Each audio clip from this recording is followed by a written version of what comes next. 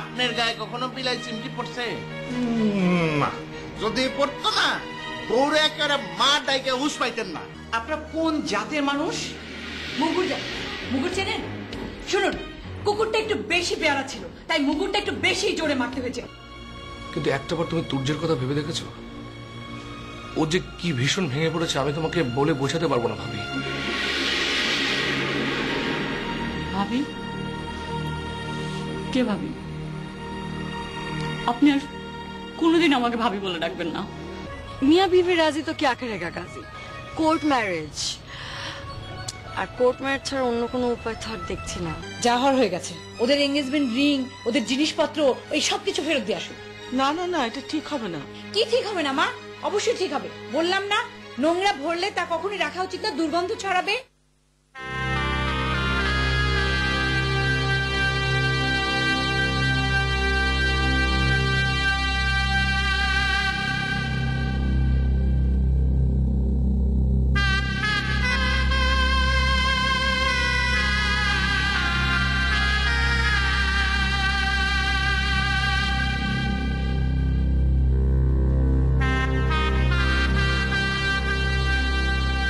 এইসব কি ভাই না?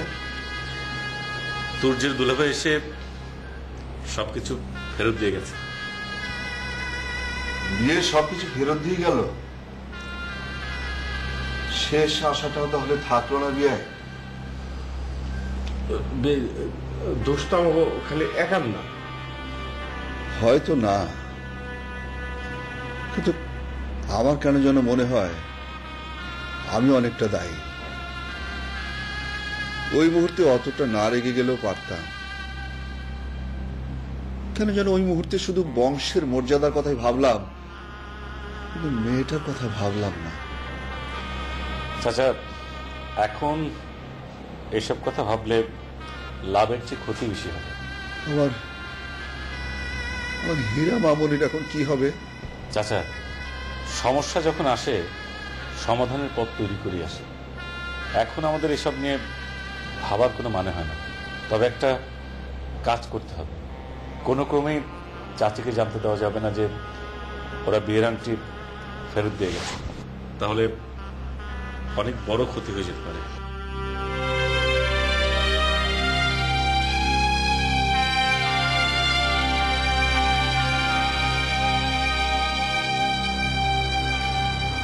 বিয়ে হ্যাঁ আপনি তো মাস্টার মানুষ, হ্যাঁ। সাপের বর মানে কি?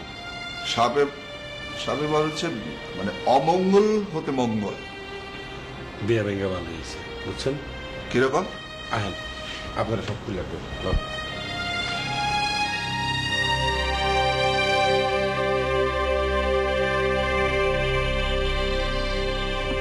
এত চিন্তার কি আছে? আর এত চিন্তা করেন কে?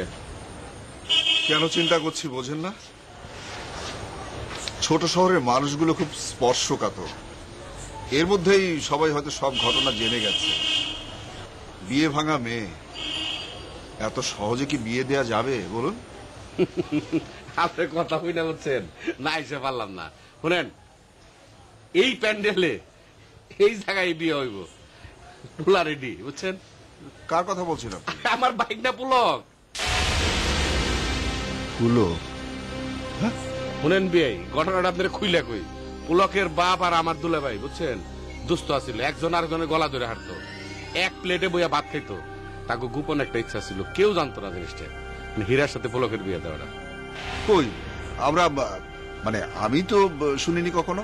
শুনেন, দুইজনেই আছিল ডাক্তার, আর আমি আছিলাম হলো ওষুধের ব্যবসায়ী। ওই সুবাদে, ওই খাতিরে দুইজনের সাথে আমার নিবিড় একটা সম্পর্ক ছিল।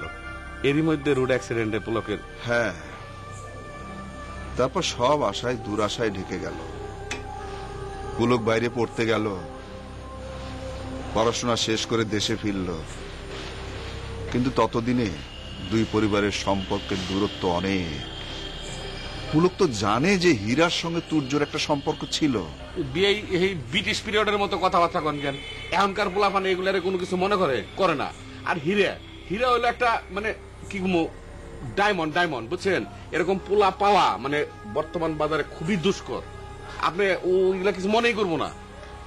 কিন্তু তা না হয় ঠিক আছে, কিন্তু কথাটা তাকে কিভাবে বলা যায়? এই যে বিয়ে বুকার মতো একটা কথা কইলেন, কথাটা কিভাবে কন যায়? আমি আর আপনাকে মুখে আপা কইব, আপা যদি খালি কয়রে ও আর না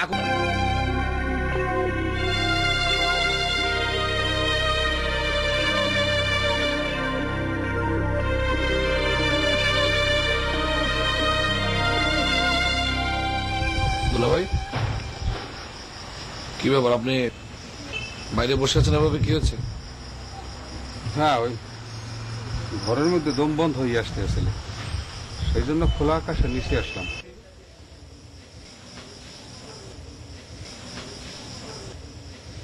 কি হয়েছে দুলা বাবার? না, এরম কিছু হয় নাই। আচ্ছা রাতুল, এরম হয় কে বলো দেখি? মানু ভাবে এক, ওইয়ে যায় আর এক। আমি কি কোনোদিনও চিন্তা ভাবনা করছি আমার একমাত্র শালা, যাকে আমি আমার ছোট ভাই থেকে ভালোবাসি, হ্যাঁ বিয়ের আংটি আমাকে ফেরত দিয়ে আসতে হইবে। বিয়ের আংটি ফেরত মানে ফেরত দিয়ে আসছেন মানে কখন গিয়েছেন দুলা ভাই? কিছুক্ষণ আগেই ফিরে আসছে, না যাইয়া উপায় আসল না। হাসপাতালে হীরার আম্মাকে দেখতে মা, ফুপু আর তোমার আফাই গেছেন। সেদেরকে নাকি ওই পক্ষ চূড়ান্ত ভাবে অপমান করছে। এরা এখন আর এই সম্পর্কে যে রাখতে চাইতে আছে না।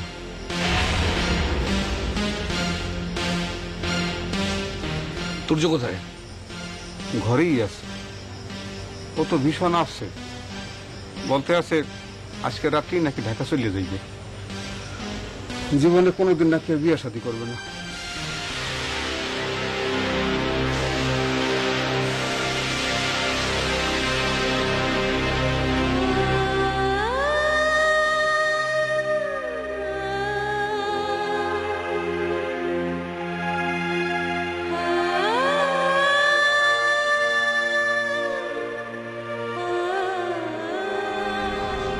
ভাইয়া, আসলে হীরা, ঘটনাগুলো একটার পর একটা এমন ভাবে ঘটছে, একটা বুঝে উঠতে না উঠতেই আর একটা ঘটনা সামনে চলে আসছে। আমার ভাগ্যটাই খারাপ, বাবাকে হারালাম। মা আমার জন্য অনেক স্ট্রাগল করেছে, আর সেই মা আজকে আমার জন্য হসপিটালে। ভাগ্যটা এমন হীরা, তোমার কষ্টটা কেউ না বুঝলেও আমি অন্তত বুঝি। সেই কষ্ট কাটিয়ে উঠে আসল কথা হীরা। বাবার চাচা একসঙ্গে রোড অ্যাক্সিডেন্টে মারা গেলেন। চাচি শক্ত হয়ে দাঁড়ালেন তোমাকে মানুষ করার জন্য। আর মা বাবার মৃত্যুটা সহ্য করতে পারলেন না। বাবার স্মৃতি আগলে রেখে নিজেই ভারসাম্যহীনভাবে বেঁচে আছে। হীরা, আসলে এখন তোমাকে শক্ত হয়ে দাঁড়াতে হবে। তুমি যদি ভেঙে যাও, চাচির তাহলে বড় ধরনের ক্ষতি হবে। চাচির ভালোর জন্য তুমি সবকিছু ভুলে যাও, সবকিছু। আমি মাকে কিছু হতে দেব না, কিছু হতে দেব না মাকে।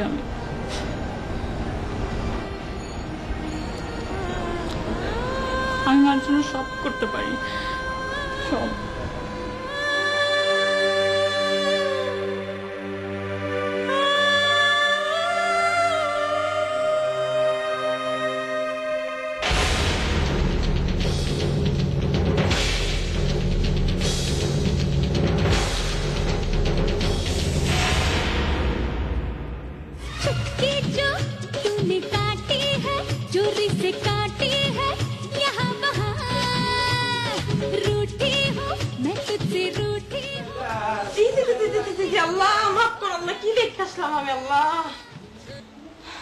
এত সুন্দর ছাপকি মারা নাচ তুমি সিসি করতেছো কেন?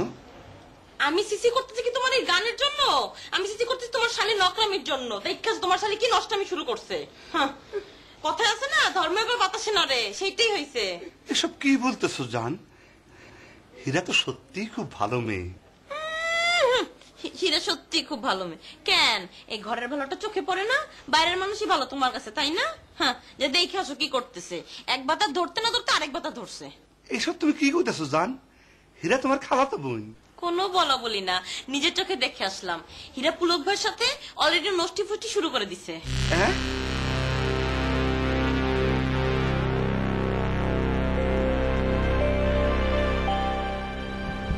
তুর্য,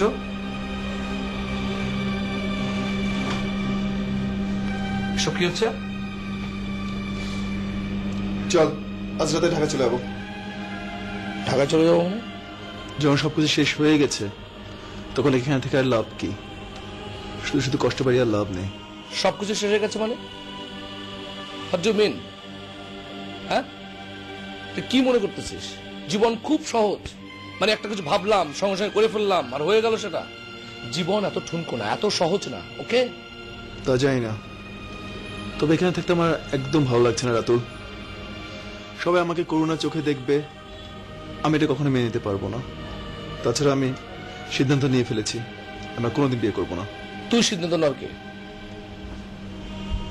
তুই সিদ্ধান্ত নেওয়ার কে? হ্যাঁ, তুই যে সিদ্ধান্তটা নিলি, তুই একবারও ভেবেছিস তোর জীবনের সঙ্গে একজন মানুষ জড়িয়ে আছে? তার কথা ভুলে গেলে তো চলবে না। চলবে? তুই যেখানে যাস, যত দূরে যাস, তাকে ভুলে তুই থাকতে পারবি? হ্যাঁ দোস্ত, সবকিছু মুছে ফেলা যায় না। শোন শোন বন্ধু, আমি এখানে এসেছি তোর মুখে হাসি দেখবার জন্য। তোর মুখে কষ্ট নিয়ে চলে যাওয়ার জন্য এখানে আমি আসিনি। ওকে?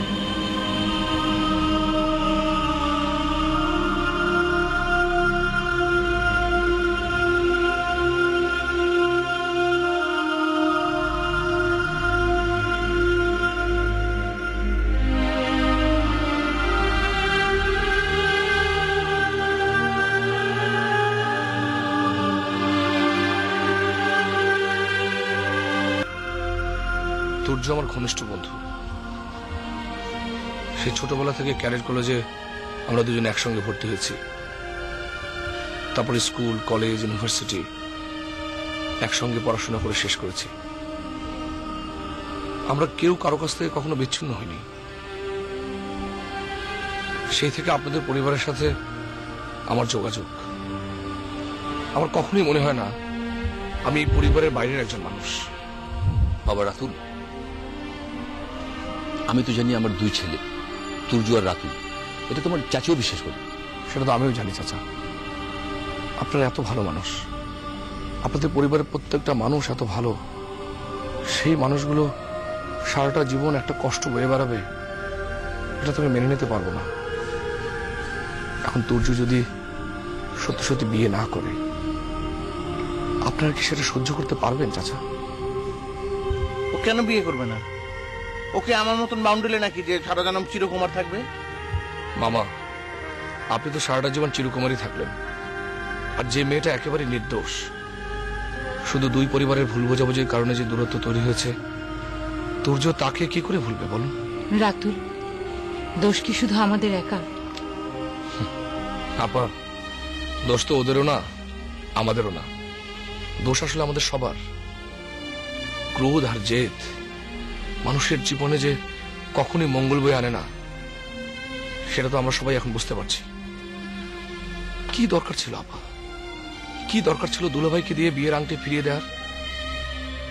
দেওয়ার আগে একটা বারের জন্য তুর্যের মনের কথাটা আপনারা কেউ ভাবলেন না?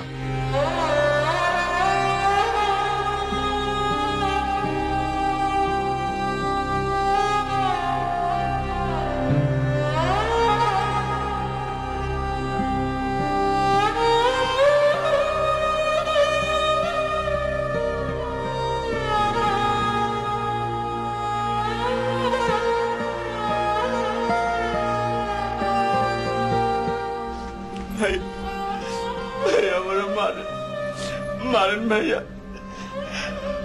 আমার বোনের কারণে আপনার বিয়ে হয়ে গেল। আমি কেন এসব করতে গেলাম? বিয়েতে আমার কত স্বপ্ন ছিল, আনন্দ হবে, উৎসব হবে, ঘরে নতুন ভাবি আসবে, আমি নিজ হাতে আপনার বাসর সাজাবো। আমার গুণাগারের সব শেষ হয়ে গেল। আমার মায়ের মায়েরা ববি পা ছাড়। না ভাই, আপনি না মানলে আপনার পাবে মাথা ঘুরে করবো।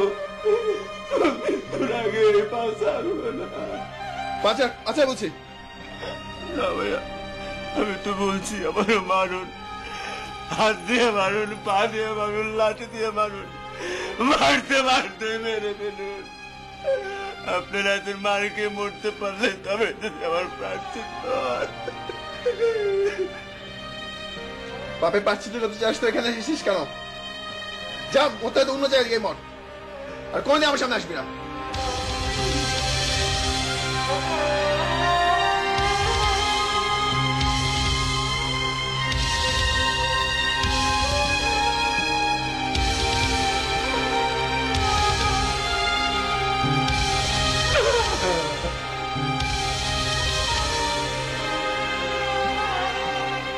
এই কুচি মারা গেছে নাকি? এই জামাই যখন তো খারাপ দেখছি ও তো সাপে দংশন করেছে। আপনার কাছে মানে তাই বাড়ির মধ্যে হাত বসছে, আমি যে ওটা বলাই জানতে আছি। আরে কি আবল তাবল কথা বলছো? অন্য কিছু মনে রাখি দেখো না একটু। আরে রাখ তো আবুল তাবুল, আরে সাপে দংশন না করলে ওঝা ছাড়া কি সাপ নামবে নাকি? বিষ নামবে না দুলা ভাই, কেমন জানি বিষ গন্ধ লাগছে, আমার মনে হয় বিষ খেয়ে হাসপাতালে নিয়ে যা। আমার হাসপাতালে তো বলতে ধরুন না, ধরুন না, নিয়ে যাও তাড়াতাড়ি। বাবা আগা এই ধর মা, ডাক্তার তুমি যাচ্ছ না কেন? আমি আর টেস্ট করে বসছি।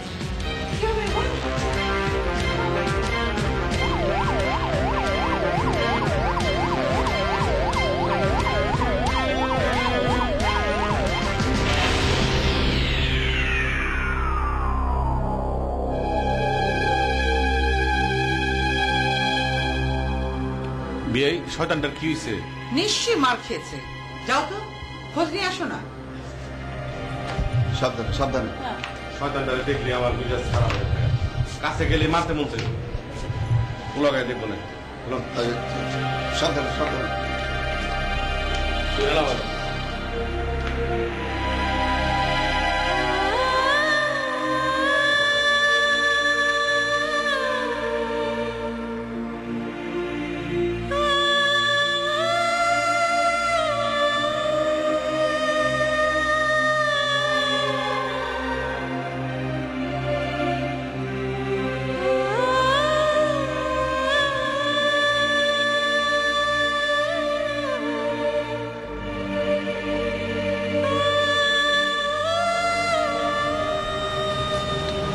আপা একটা কথা কি বল?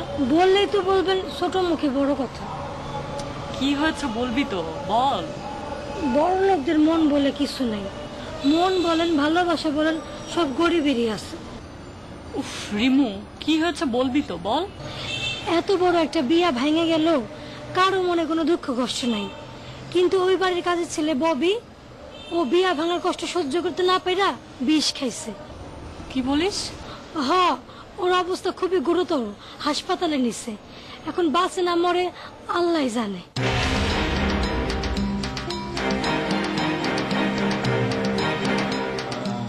সাকশন হয়নি, আরো সাকশন দাও। আর না, ডাক্তার সাহেব আপনার হাতে ধরে পায়ে পড়ি, এবার বলছে মরে যাবো, আমার মাফ করে দেন। একটা ধাপ না ভাই, তুই তো মরতেই গেছিলি, এখন আবার মরার ভয় কিসের?